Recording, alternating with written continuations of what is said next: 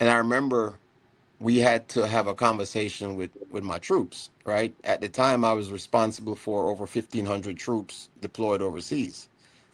And we had to have this panel discussion on just kind of get people to kind of vent their frustrations. So we essentially had all the guys that were either military, police, or civilian law enforcement. I was in the reserve, so I'm kind of both, right?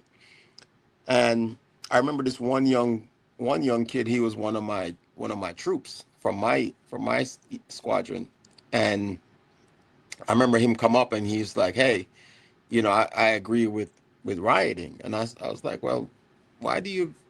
I don't get it. Why do you? I mean, you're a military police. Why do you agree with rioting?" And he's like, "Well, you know, where he kind of explained where he grew up, and he said most governments don't pay attention till you start affecting the money, you know."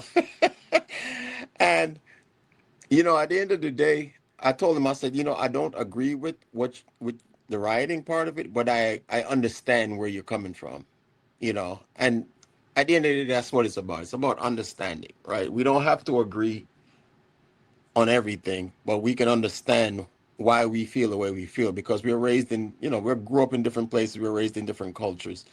But communication is a two-way street, right? So if you're willing to listen to someone else's opinion, and you don't have to agree, but you understand why they feel the way they feel, then that makes a